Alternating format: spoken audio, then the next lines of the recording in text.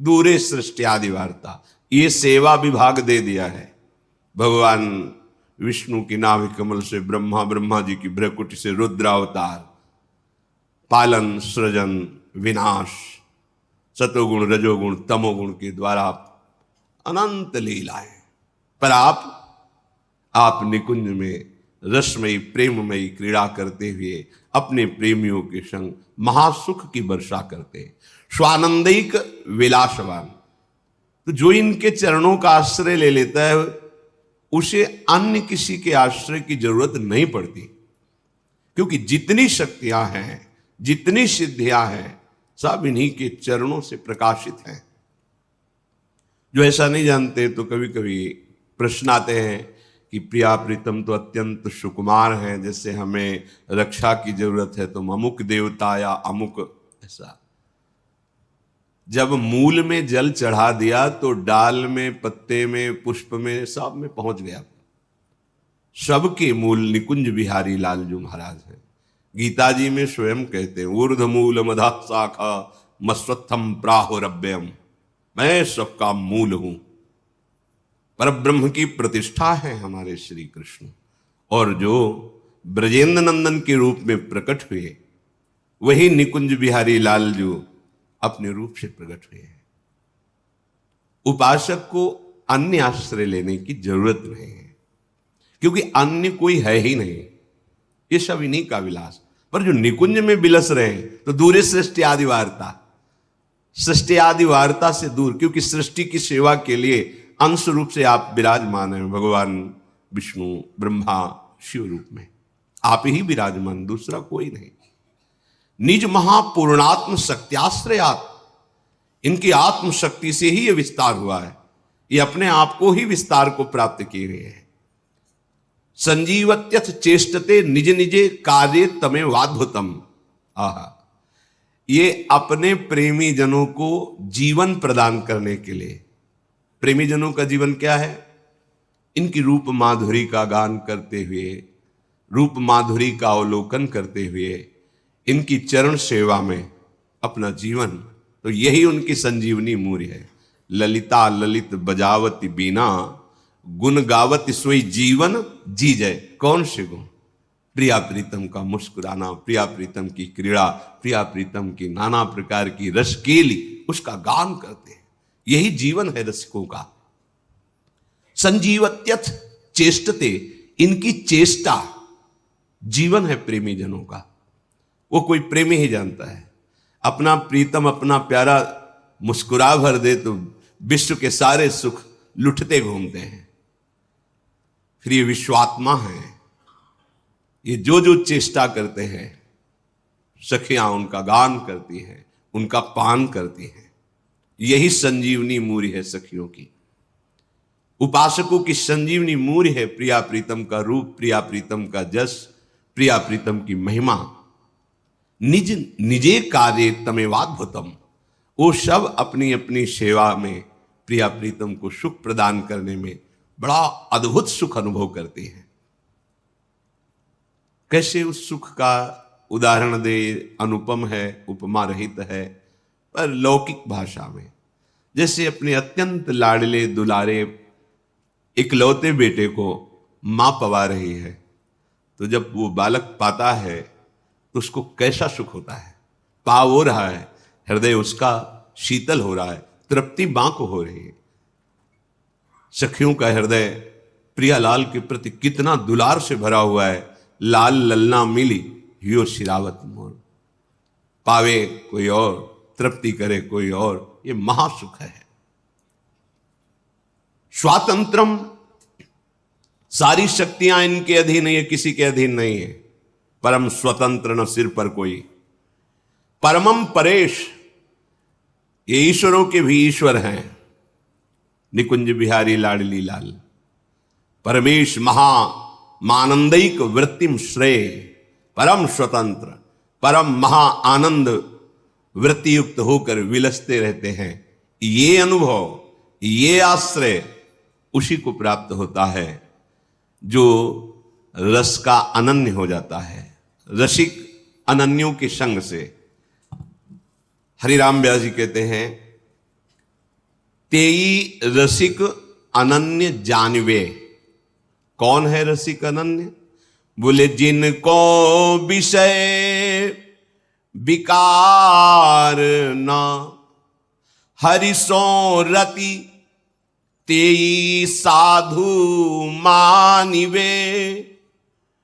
तेई रसिक अनन्य जानिवे। तिनकी संगति पतित सु उद्धरे, जो बारक बर घर आनिवे। तिनके चरणोदक सो अपने, नख शिख गातिन सानिवे। तेई रसिक अनन्य जानिवे। वही रसिक अनन्य है जिनके हृदय में ये षट विकार शांत हो गए हैं। काम, क्रोध, लोभ, मोह, मद, मत्सर कैसे शांत हुए? हर्षोरति, हा हरि राधा। प्रिया प्रीतम के चरणार विंद में जिनकी प्रीति हो गई है, उस हृदय में ये षड विकार अपना अधिकार छोड़ देते हैं। अर्थात इन विकारों का स्फुरण ही नहीं होता। तेई साधु मानिवे, वही साधु पदवी को प्राप्त है जो निर्विकार और प्रभु के प्रेम से युक्त हृदय है। वही साधु हृदय है, वही रसिक अनन्य है। हरिराम व्यास जी कहते हैं, प्रियाजू की कृपा से ऐसे रसिकों की संगति मिले तो हमारा उद्धार हो जाए। अगर एक बार भी इनकी संगति कर ले तो व्यर्थ नहीं जाएगी। जो वारक घर आनवे, एक बार यदि इनके समीप पहुंचना हो जाए या ये हमारे समीप कृपा करके सानिध्य दे दे, एक बार का मिलना वो व्यर्थ नहीं जाएगा, आपका परम मंगल कर देगा। अगर कहीं ऐसे भगवत प्रेमी महात्मा का चरणोदक मिल जाए और रोज पीने को मिले और अपने सर पे धारण करने को मिले, नखशिख गातिन शानवे, निश्चित निश्चित बहुत जल्दी परिवर्तन होता है। भगवत बुद्धि से इनका चरणोदक उतारा जाए और पान किया जाए और माथे पे रखा जाए, सर पे रखा जाए, एक बूंद दो बूंदे से वो आपके जीवन का परिवर्तन कर देगा। रघुगण जी से जड़ भरत जी कहते हैं, ये गृहस्थ की उपासना, शास्त्रों का स्वाध्याय, तीर्थयाटन, व्रत या अग्नि चंद्र सूर्य की उपासना आदि से ये जो हम तुम्हें तत्वबोध की उपदेश कर रहे हैं, ये नहीं होता। ये होता है महापुरुषों की चरण रज का अभिषेक करने से। रघु गणै तत्तपसा न याति न चेज्जया, न निरूपणात् गृहाद्वा न छंदसा, नैव जलाग्नि सूर्यो बिना महत्पाद रजोभिषेकम।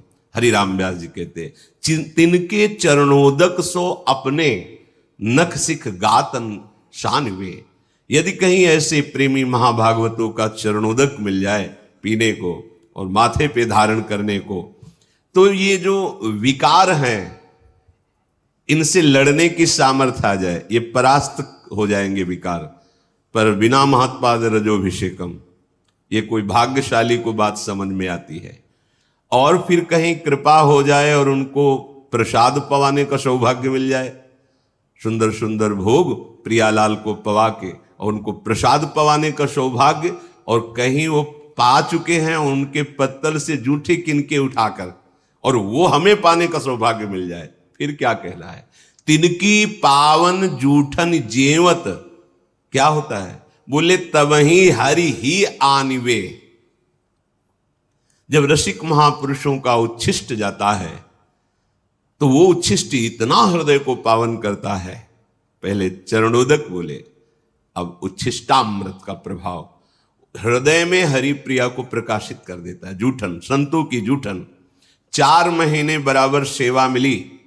नारद जी अपने चरित्र को पूर्व के श्री कृष्ण द्वैपायन भगवान व्यास देव जी से वर्णन करते हैं कि मैं बालक था और मुझे सेवा मिली चातुर्मास्य में संतों की। तो छोटी अवस्था होने के कारण हमें बर्तन मांजने की सेवा मिलती। तो जो जूठन संतों की पात्रों में लगी होती, वो छुटा के और उसे पाता और बैठकर उनकी बातें सुनता। 4 महीने के प्रभाव से ऐसे महान वृत्ति का उदय हुआ कि वही अगले जन्म में देवर्षि नारद के रूप में प्रकट हुए। स्वयं नारद जी श्रीमद् भागवत में अपने पूर्व चरित्र का वर्णन किए। 4 महीने संतों की सेवा का फल महाभागवत भगवत स्वरूप देवर्षि नारद बना दिया। तिनकी पावन जूठन जेवत तबही हरि ही आनिवे। महापुरुषों के उच्छिष्ट का बहुत बड़ा प्रभाव है। हृदय में हरि प्रिया प्रकाशित हो जाती है इनकी जूठन पाने से। तिनके वचन श्रवण सुनि तिहि छिन मन संदेह भानिवे। बोले ऐसे भगवत प्रेमी महात्माओं के वचन सुनते ही मन के जितने संदेह हैं वो सब नष्ट हो जाते हैं, सारे प्रश्न शांत हो जाते हैं। आप सुनते रहो, केवल कोई प्रश्न बकाया नहीं रह जाएगा, हर प्रश्न का उत्तर आपको मिल जाएगा सत्संग में। आप केवल ध्यान से सुनिए। तिनकी जीवन धन वृंदावन जीवत मरत बखानवे। व्यास राधिका रवन भवन बिनु तेई क्यों पहचानवे। बोले ऐसे रसिकों का जीवन जो प्रिया प्रीतम के अनुराग में है, और ऐसे रसिकों के जीवन की अंतिम श्वास ये वृंदावन ही है, अर्थात वो अनन्य होते हैं धाम के। ये आ ही जाएगा। प्रीतिस्तद वसति स्थले। अपार प्रीति हो जाती है जहां अपने प्यारे प्रकट हुए हैं, प्यारे लीला परायण हैं, उस भूमि में जी नहीं सकते आप। अगर प्रभु की शरणागति युगल सरकार की हो गई है तो आपको ये ब्रजधाम, ये वृंदावन धाम ऐसा प्यारा लगेगा कि अब चाहे नरक मिले, चाहे स्वर्ग मिले, चाहे परम पद मिले, इसकी मुझे कोई परवाह नहीं, चाहे अपराध लगे। अब तो हम धाम के बिना नहीं जी सकते, अब हम ब्रजधाम के बिना। दुर्भाग्य है जो धाम के प्रति प्रीति ना हो, क्योंकि यही धाम आपको ऐसे रसिकों का संयोग कराएगा, ऐसे रसिकों का चरणामृत मिलेगा, ऐसे रसिकों का उच्छिष्टामृत मिलेगा, ऐसे रसिकों का वचनामृत मिलेगा। व्यास राधिका रवन भवन बिनु तेई क्यों पहचानवे। यदि वृंदावन में तुम्हारा भाव नहीं आया तो ऐसे रसिकों से तुम्हारी पहचान हो ही नहीं सकती, और बिना रसिकों के पहचान के प्रिया प्रीतम का प्रेम प्रकट नहीं होता, रंच मात्र प्रेम प्रकट नहीं होता। रे मन रसिकन संग बिन रंच न उपजय प्रेम। रसिक अनन्यों का मिलना दुर्लभ है। बस रसिक अनन्यों की बात मान जाए तो रस में डूब जाएगा। जाकी है उपासना ताही की वासना, ताही को नाम रूप लीला गुण गाइए। यह अनन्य परम धर्म परिपाटी, वृंदावन बसी अनत न जाइए। सोई व्यभिचारी आन कहे आन करे, ताको मुख देखे दारुण दुख पाइए। व्यास होई उपहास त्रास किए, आस अछत कित दास कहाइए। हरिराम व्यास जी के। जिसकी तुम्हें भगवत कृपा से गुरु प्रदत्त उपासना है मिली है, उसी के मिलन की, उसी के रूप की, उसी के गुण की, लीला की तुम्हारे हृदय में चाहत होनी चाहिए। ये चाह प्रकट हो गई तो सब चाहें नष्ट हो जाएंगी। इस एक चाह में सामर्थ्य है हर चाह को मिटा देने की। क्या अब इस जन्म में प्रिया प्रीतम से मिलना होगा।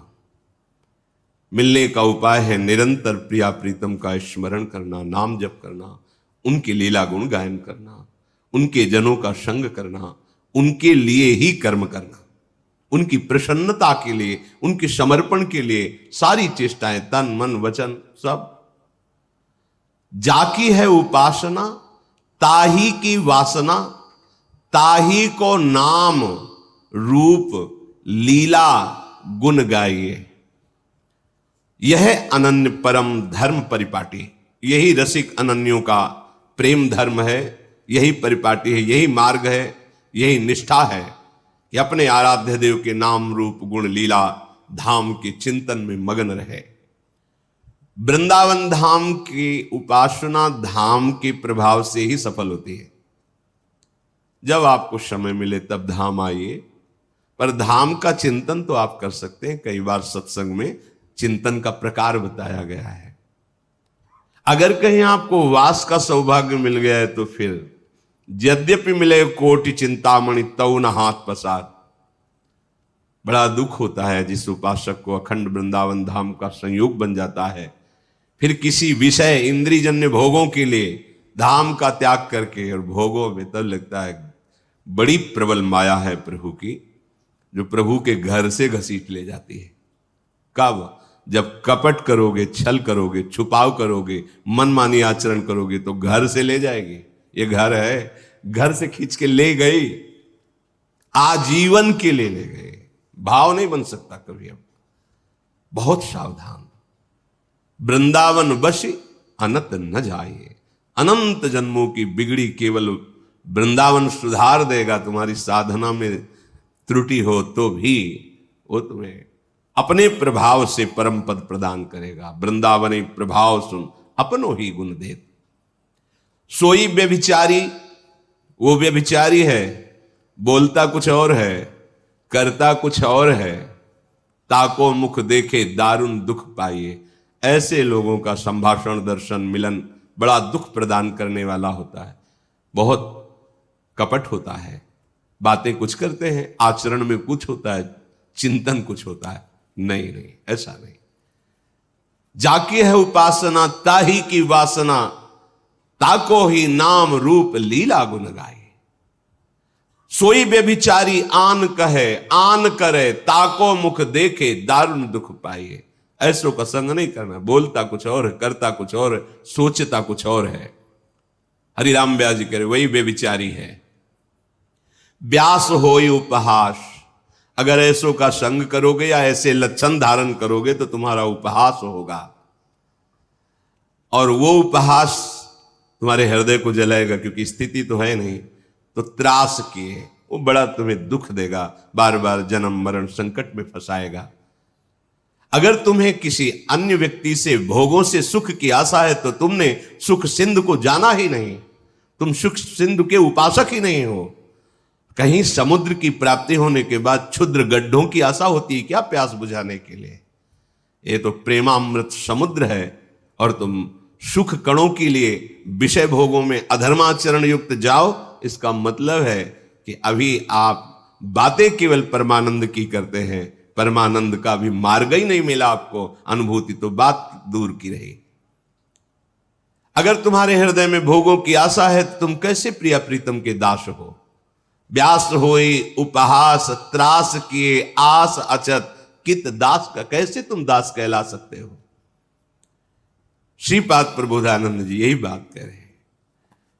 कह रहे कि आनंदानाम परम चरमो यो अवधीर वैष्णवानाम, सर्वोर्ध्वानाम सकल हरिशक्त युन्नत नीचान योवा, संपूर्णानाम परम भगवद सद्गुणानाम च योवा, श्री वृंदावन भुवि वरीवर्ति सर्वोर धामनी। श्रीपाद कह रहे कि वैष्णवों का चरम आनंद प्रदान करने वाला ये वृंदावन धाम है। वैष्णव का चरम आनंद क्या है? परम सीमा का आनंद क्या है? हर समय भजन होते रहना। तो यहां फिरे स्वार्थ आपने भजन गए फिरे बाह। पहली बात, जैसे नाम निरंतर चलना, रूप के ध्यान में मगन रहना, लीला गुणों का चिंतन करना, ठीक वैसे ही धाम वास है। धाम अगर आप वास कर रहे हैं, नाम चिंतन में त्रुटि बराबर नहीं हो रहा, रूप का ध्यान भी नहीं हो रहा, लीला गुण में भी रुचि नहीं, तो एकमात्र धाम संपूर्ण भजन हो गया आपका, और यह आपको भगवत प्राप्ति करा देगा। आनंदानाम परम चरमो योवधीर वैष्णवानाम, जो आनंद की चरम सीमा है प्रेम, प्रेम में भजन, वो आपको वृंदावन धाम प्रदान कर देगा। विश्वास कीजिए। वैष्णवानाम पर शर्त है वो प्रभु का हो चुका हो, अर्थात मन वचन कर्म से ये ठान लिया हो कि मुझे भगवत प्राप्ति करनी है। उसका उपाय है सदगुरु की शरण, सदगुरु प्रदत्त मंत्र नाम उपासना, उसे वैष्णव कहते हैं। जो वैष्णव है उसको आनंद की परम चरम अनुभूति वृंदावन धाम कराता है, ये विश्वास का विषय है, पक्का ऐसा ही है। अपना साधन भजन क्या है, पर धाम की जब कृपा का अनुभव होता है तो लगता है, जो वाणी जी में धाम कृपालु है ऐसा लिखा है, वो अनुभव कराता है वृंदावन। सर्वोर्ध्वानाम सकल हरिशक्तयुन नतीनांच योवा संपूर्णानाम परम भगवत सद्गुणानाम च योवा। ये सीधाम वृंदावन समस्त धामों का ऊर्ध्व है, मूल है, सबसे महान, इसी के अंश से सब धाम धामी प्रकट होते हैं। और समस्त शक्तियों को प्रकट करने वाला ये चरम स्थान वृंदावन धाम है, क्योंकि धामी प्रिया प्रीतम से ही सब प्रकट हुए हैं। मूल वृंदावन धाम, मूल बिहारी बिहारिंजू। जो महाभागवत वृंदावन धाम का आश्रय, वृंदावन धाम का वास स्वीकार करता है, अन्य संबंध छोड़कर, दूरादपास्य सुजनान सुखमर्थ कोटिम सर्वेश साधन वरेश चिरम निराशा, शर्त है। यह जोरी अविचल वृंदावन नाही नान सुकाज। अब ये वृंदावन आपके अंदर वो संपूर्ण उत्तम गुण प्रकाशित कर देगा जिससे प्रिया प्रीतम रीझ जाते हैं, अन्य साधनों से नहीं।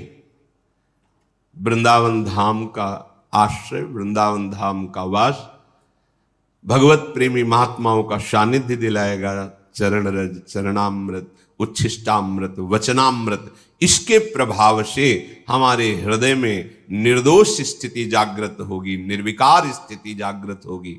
उसी निर्विकार स्थिति में प्रीति का प्रादुर्भाव, उसी प्रेम पुलकन में वो प्रिया प्रीतम की रूप माधुरी का अनुभव करता है। तो सारे सद्गुण धाम की कृपा से उसके हृदय में आ जाते हैं।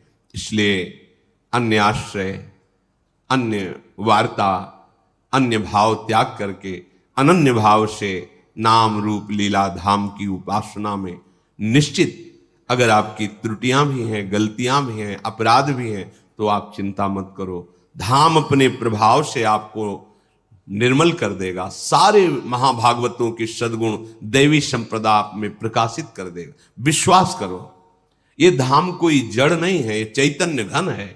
आप धाम का आश्रय लिए तो प्रिया प्रीतम, सहचरियां, खग मृग पशु पंछी, लता यमुना रसरानी, वृंदा सखी, ये सब आप पर कृपा करेंगी, सब आपको उस महानता की स्थिति में पहुंचा देंगी कि इन्हीं नयनन सम सुख देखे। इन्हीं नेत्रों से आप निकुंज का सब सुख देख पाएंगे, इनकी कृपा से। इसलिए धीरे धीरे वृत्तियों को अनन्यता की तरफ ले चलो। जाकी है उपासना ताही की वासना। रसिक मंडली में या तन को नीके ढंग लगाओ, दंपति यश गाओ, हर्षाओ हित सो रीझ रिझाओ। देवन को दुर्लभ नर देही, तैने सहज ही पाई। मन भाई निधि पाई, फिर क्यों जानबूझ बिसराई। एक अहमता ममता ये जग में है दुखदाई, ये जब श्री जी की ओर लगे तो होत परम सुखदाई। तात मात सुत दार देह में मति अरुझय मति मंदा, हित किशोर को होए चकोर तू लख वृंदावन चंदा। सीधे बात, रसिक मंडली में या तन को नीके ढंग लगाओ, दंपति यश गाओ, हर्षाओ हित सो रीझ रिझाओ। बहुत बढ़िया अवसर मिला है।